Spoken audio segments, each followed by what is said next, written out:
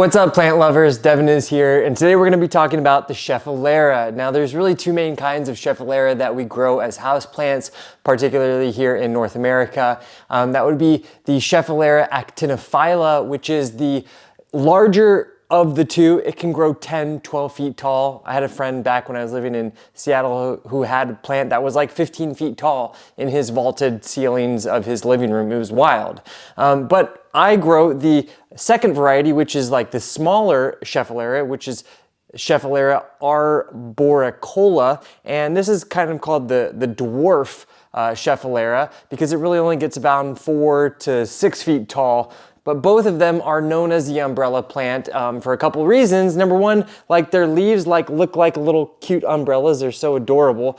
Or the other reason why they're called umbrella trees is because they can produce this wonderful umbrella shape, which is kind of the definition that I like, because I love that kind of architectural, structural look that you can achieve from a Schefflera if you do a little bit of pruning to them. So in this video, we're going to talk about all the cultural care and requirements that you need for your Scheffleras. We're also going to be talking about pruning and propagating our Scheffleras. So these plants come from East Asia, Oceania, islands, Taiwan, Eastern China, areas that are zones 10 to 12. So for most of us, that means that we're going to be growing them as a house plant at least for most of the year. You can absolutely take these outside in the summertime and allow them warm weather in the summertime. And if you are looking to get some expedited growth on your plant, that is a great option to do. However, they are pretty robust plants. And this is not a plant that I put out on my patios because it grows fast enough inside. I don't really need it to grow any faster. Now, in terms of lighting, you can see here I have it just a couple feet away from a bright sunny window. This is not a succulent plant. It doesn't need the brightest sun in your home. It doesn't need grow lights, but it will absolutely benefit from being in a brightly lit location.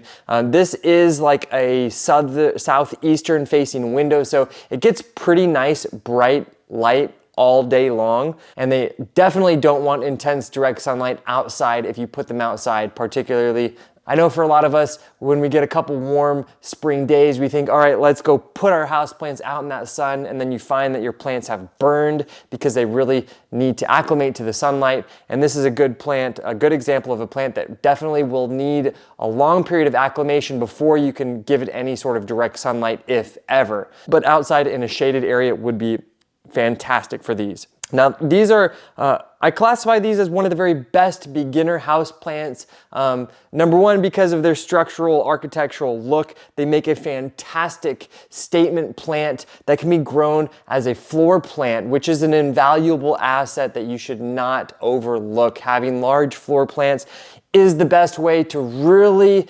elevate the energy of your home with houseplants. And this is a great option for that because it is so low maintenance in terms of its watering needs. And they are definitely not fussy if you forget to water them for a little while. Now here you can see the soil is nice and dry. When you are determining whether or not your plant needs water, simply take your finger and just kind of dig it in about, to your second knuckle. And if it comes out dry, then that is a good indicator that your Schefflera needs to be watered. And if you've determined that it is dry and needs watering, you can give them a nice flush of water just like that. This is a pretty big size plant in a good sized container with nice deep root system. So that's about a good amount of water to give him in this situation. Now, while they don't mind going for periods of time without water, I water this probably once every 10 days. They do not like to be waterlogged or stay too wet for too long. That can often cause the yellowing of leaves, particularly in the wintertime. As a tropical plant, they really don't want to be below like 60 degrees. So if you do keep your house cool and you keep your plant wet, that will lead to a bad situation, an unhappy plant.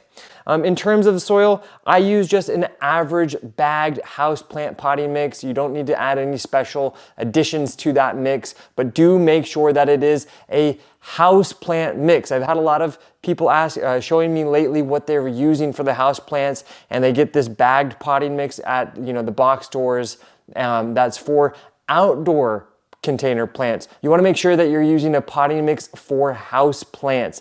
That often has things like perlite already added in, which will help improve the drainage in your soil, which is imperative for all house plants, including the Schefflera.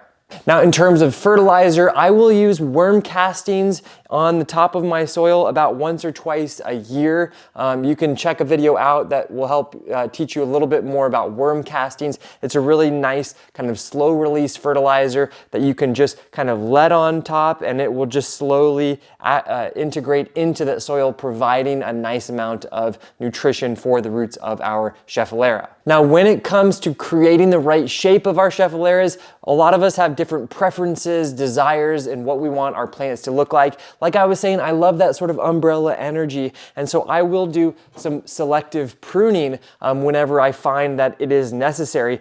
Now, when it comes to pruning, some of the things that you want to think about, you want to always remove stems that are going inwards. If you have stems that are crossing, that are kind of impeding the paths of one another, those are good opportunities to remove those stems, as well as any stems that are kind of going in errant direction that really aren't growing in the direction that you want them to be growing in.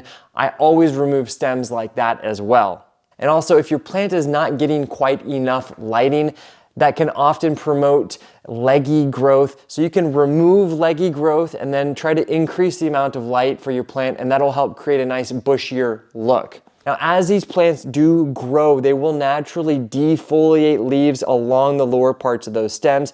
You can expedite that process by removing any lower leaves that are too low for your liking, which will then kind of cluster the foliage at the top, creating more of that canopy umbrella look. That's kind of what I like. Now, you should definitely not be afraid to prune your Schefflera. They respond very well to being pruned, but even better than that is that we can take those cuttings that we have pruned away and use them to create new plants by propagating them. And let me show you guys how to do that. So the back of this plant is a little bit sparse, and I want this to fill out a little bit more. So what I'm gonna do, I'm gonna cut this branch off right around the halfway point. And what that's going to do, it's not only going to provide me with something to propagate, but it's also going to branch out at that section where I cut it off. But it is imperative that you select the right spot to prune at in order to allow for that branching to occur. So let me show you where it is. So you can see all of these notches along the stem are old leaf nodes, and those are really important. Those are storehouses of hormones. Now, when you're taking a cutting, you want to take a cutting just above one of these leaf nodes. Like you see a leaf node right here, you want to take the cutting just above it right here, because as a storehouse of auxins, or the hormones, what happens is that those hormones will get released when you cut above it, and that's going to allow for branching to occur. So I'm just going to take my shears and I'm going to cut it just above that leaf node, just like that. So now what's going to happen is that this is going to start to branch out here, and it's going to help to fill out this section of the plant that is a little bit lackluster, a little bit lacking in growth. All right, so now I have new growth that will be on the horizon, and I have a nice cutting that I'm going to propagate. So the easiest way to propagate this is to take this cutting and place it in a vase of water. Now, you want to ensure that you have as many of these leaf nodes, old leaf nodes, underwater as possible, because these are also where new roots will actually form out of in that while it's sitting in water. So I have one that I did about 8 weeks ago, and let me show you guys. It's just sitting in this vase of water on a windowsill. It gets a little bit of light, but it's really nothing special. I have done absolutely nothing, and it looks like a pretty nice vase, you know, creating lovely greenery in our bathroom. So let me show you. Check it out. Look at all those beautiful roots.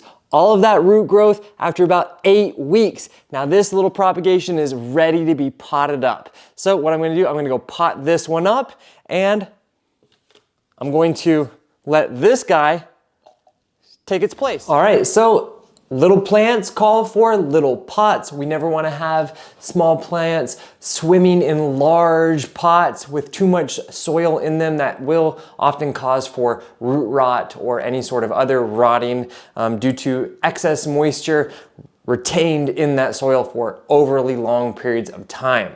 So I always pre-moisten the soil when I am potting up propagation. So I've already pre-moistened my houseplant potting mix in this small little 3-inch container. Then I will take a little chopstick, make a nice opening right in the middle of that pot. And I'm gonna plant this pretty much so that all of these roots, definitely all the roots are in the soil, and then maybe just about a 1/2 inch above it, so probably to right about here where this leaf is emanating from. So,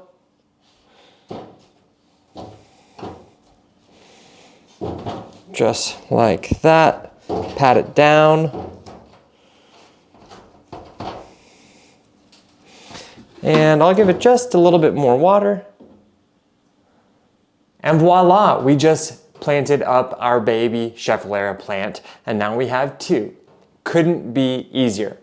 Well, if you do have any further questions or comments or any other tips and expertise that you'd like to share to the community, make sure you leave a comment below. If you did enjoy this video and found it helpful, give it a little like. Consider subscribing to our channel. We're bringing new plant-related content every single week. And so we're a growing community trying to spread Mother Nature as best as we can. Anyways, thank you guys for joining me here on Plant Vibrations. I'll catch you soon. Ciao.